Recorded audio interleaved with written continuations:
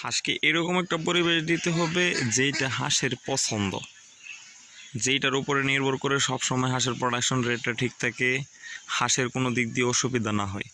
দেখেন প্রিয় দর্শক, এটা আমার দিনের বেলার শেড। এখানে দিনের বেলা হাঁসগুলো থাকে, আর রাত্রের বেলা আমার ঘরে নিয়ে যাই। এখানে এই যে একটা ঘর দেখতেছেন, এই ঘরটা আমি অস্থায়ীভাবে করার একটাই কারণ, এখানে দিনের বেলা যে রোদটা, বর্তমানের ওয়েদারটা আপনারা সকলেই জানেন।